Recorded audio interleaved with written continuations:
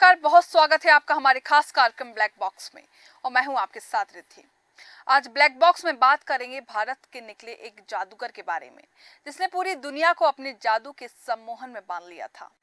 कश्मीर में पैदा हुआ खुदा बख्श आंखों पर पट्टी तो कई लेयर चढ़ाकर भी सामने रखी किताब पढ़ सकता था। खुदा बख्श के इस कारनामों का लैब में परीक्षण भी हुआ। उस परीक्षण में क्या निकला, उसके बाद क्या हुआ, ये कहानी हम आपको बताएंगे। 1930 का दशक है। ये वो दौर था जब लंदन, पेरिस और न्यूयॉर्क जैसे शहरों में जादूगर की धूम मची रहती थी। लकड़ी को बीच से काट देना, हवा के कबूतर निकाल देना, ऐसे तमाम शो चलते थे। इनमें सबसे रोमांचकारी था the man with X ray eyes. Bharat से आया एक जादूगर जो दावा करता था कि वो बिना आंखों को देख सकता है। आंखों पर पट्टी बांधकर देखने का दावा तो यूं तो विशेष नहीं है, लेकिन ये शख्स सिर्फ पट्टी नहीं बांधता था, आटे की लोई के ऊपर ढेर सारी रुई लगाकर आंखों के सॉकेट के ऊपर लगा जाता था। उसके ऊपर पट्टियों के ढेर सारे फोल्ड रहते थे। इसके बावजूद वो सामने रखी पूरी किताब पढ़कर सुना देता था। ये शो इतना फेमस हुआ कि उसे टीवी शो मिलने लगे, खूब शोहरत मिली। लेकिन फिर एक रोज एक ब्रिटिश रिसर्चर ने कहा कि ये जादू वादू कुछ नहीं है। उसने कहा कि मैं प्रूव करके दिखाऊंगा कि रिसर्चर इससे पहले कई जादूगरों, तांत्रिकों की पोल पट्टी खोल चुके हैं। लेकिन जादूगर फिर भी तैयार हो गया और तय हुआ कि एक साइंस लैब में सबके सामने परीक्षण होगा। परीक्षण हुआ और फिर जो रिजल्ट सामने आया उसने पूरी दुनिया को चौंका दिया। ब्रिटिश लड़कियां डरने लगीं और कहने लगीं कि वो जादूगर के आसपास भी नहीं भटकेंगी। क्यों ऐसा किया था जादूगर ने? कौन था ये जादूगर जिसके ऊपर एक फेमस अमेरिकन डायरेक्टर ने फिल्म भी बनाई? आज हम आपको ये पूरी कहानी विस्तार से बताएंगे। कहानी की शुरुआत होती है साल 1905 से कश्मीर के अखनूर इलाके से, जहां पैदाइश हुई खुदा बख्श की। पिता रेलवे में टीसी थे। परिवार अच्छा खासा अमीर था, लेकिन खुदा बख्श का दिल पढ़ाई में ना था। उसे जादू में दिलचस्पी थी, इसलिए उसने ट्रेन का टिकट कटाया और एक दिन पहुंच गया लाहौर। लाहौर में उन दिनों प्रोफेसर मूर नाम का एक जादूगर का जलवा था।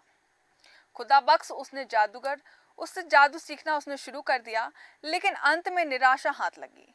एक मशहूर ब्रिटिश लेखक रोनाल्ड डा के साथ बातचीत में बख्श ने बताया कि प्रोफेसर के साथ रहना स्कूल जाने का अच्छा था, लेकिन जल्द ही मुझे समझ आ गया कि ये हाथ की कलाकारी है, इसमें अजल जादू कैसा भी नहीं होता है।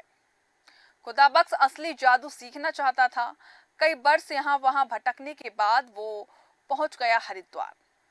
बकलौर बख्श हरिद्वार में उसने एक योगी के साथ साधना की और कई साल के अभ्यास के बाद वो अपने माइंड को स्थिर करने में पारंगत हो गया।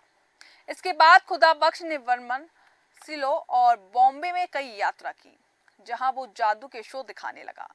ये सामान्य जादू की तकरीबें थी जो लोगों का मनोरंजन करती थी। लेकिन फिर 1930 के आसपास एक रोज उसने ढाका में एक ऐसा शो दिखाया जिसका खुदा बख्श को रातों रात पॉपुलर बना दिया। जिसने ढाका में एक शो के बाद उसने लोगों के सामने दावा किया कि वो आग पर चल सकता है।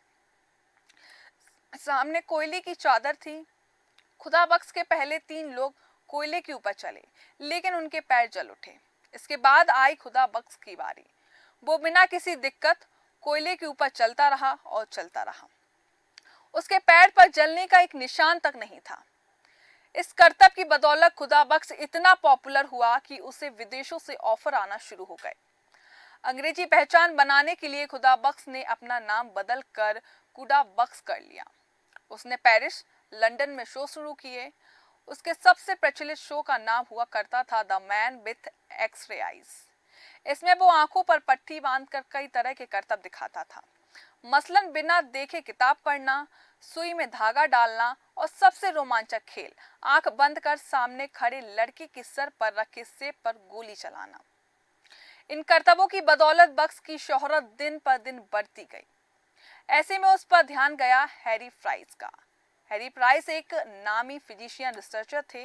इन्होंने जादू टोने का दावा करने वाले तमाम जालसाजों का भांडाफोड़ किया था, अपना नाम बनाया। गोस्ट हंटर के नाम से मशहूर हैरी फ्राइस ने खुदा बक्स को चैलेंज दिया कि वो एक लैब में उनके सामने अपना जादू दिखाएं। बक्स तैयार हो गए।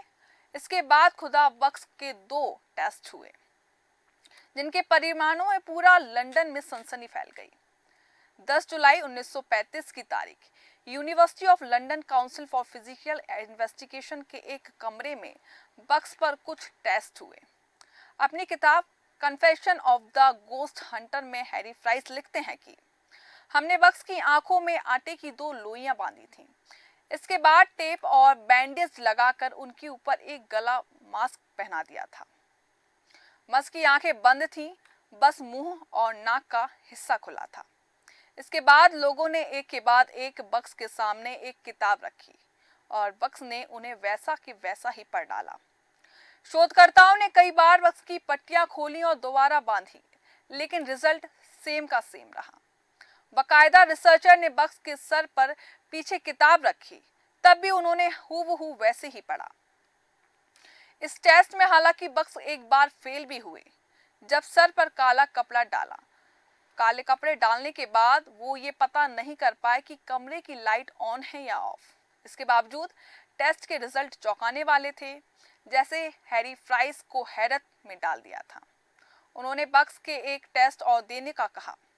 बक्स इसके लिए भी तैयार हो गए। लगभग 2 महीने बाद यानी सितंबर में बक्स की काबिलियत का एक और परीक्षण किया गया। इस टेस्ट में बक्स के आगे पर चलने पर कहा गया। आग पर चलने का कर्तव्य आज भी आम है, लेकिन उस दौर में बक्स पहले इंसान थे जिन्होंने ब्रिटेन में यह कर्तव्य दिखाया था।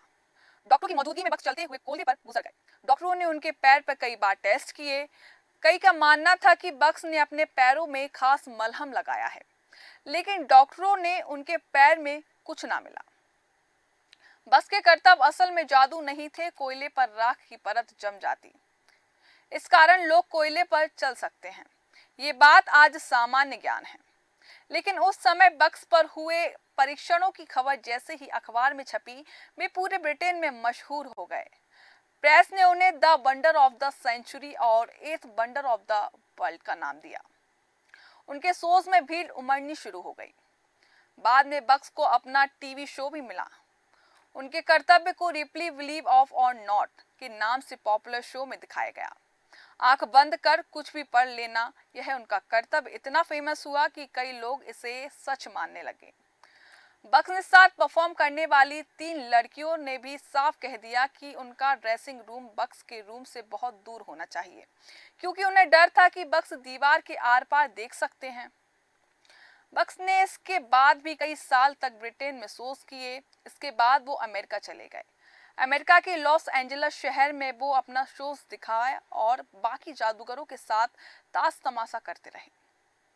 इतिहासकार जॉन बूथ लिखते हैं कि बंद आंखों से देख पाने की बक्स की काबिलियत का एक ऐसा डर था जो कि उनके साथ ताश खेलने वाले जादूगर भी कहते हैं कि अगर बक्स आंख में पट्टी बांधकर खेले तो हराना लगभग नामुमकिन है। बक्स ने अपनी बाकी की जिंदगी लॉस एंजलिस में यूं ही ताश खेलते हुए बिताई और साल 1981 में वहीं उनका निधन हो गया। खुदा बक्स की कहानी पर कुछ साल पहले फिल्म आई थी, the wonder story of Henry sugar. Doctor stage वाले बेनेडिक्ट कम्बरबैच ने इस फिल्म में मेन भूमिका निभाई थी। ये फिल्म रोनाल्ड डाल नाम से एक मशहूर ब्रिटिश लेखक की कहानी पर बेस्ड है। रोनाल्ड डाल खुदा बक्स के इतने प्रभावित थे कि उन्होंने बक्स का इंटरव्यू लिया था और उन पर एक कहानी भी लिखी गई थी। रोनाल्ड डाल ने जब खुदा बक्स से उनकी काबिलियत का राज पूछा तो बक्स ने बताया कि वो कई सालों तक हर रोज मोमबत्ती पर ध्यान केंद्रित करते थे, जिसके चलते उन्होंने बंद आंखों से देखने की काबिलियत अख्तियार कर ली। हालांकि ये बात कितनी सच है कहना मुश्किल है। जिन्होंने खुदा बक्स का टेस्ट लेना वाले हैरी फ्राइस ने इस पर एक थ्योरी दी थी। उनके अनुसार बक्स की आंखों में पट्टी बांध देने के बावजूद नाक और पट्टी के बीच में जगह बच जाती थी। संभवतः इसी के चलते वो बंद आंखों से भी सामने रखी किताब पढ़ लेते थे। हम इसी नोट पर ये कहानी खत्म करते हैं और गेंद आपके पाले में छोड़ते हैं। आप तय करिए कि ये खुदा बक्स का जादू है या कुछ और। खुदा बक्स की काली करतूतें, उनके जीवन की सबसे कुख्यात कहानी है। इन करतूतों में शामिल हो सकते हैं एक खुदाबख्श ने व्यापार और अन्य क्षेत्रों में बड़े पैमाने पर धोखाधड़ी की। उन्होंने लोगों को फर्जी योजनाओं और सौदों के बारे में माध्यम उठाया। खुदाबख्श ने कई बार दूसरों की संपत्ति हड़पने का प्रयास किया और वहीं उनके द्वारा किए गए अनैतिक कार्यों के कई परिवार को आर्थिक नुकसान पहुंचाया गया। फिलहाल ब्लैक बॉक्स में बस इतना ही। जुड़े रहिए देश न्यूज के साथ। नमस्कार।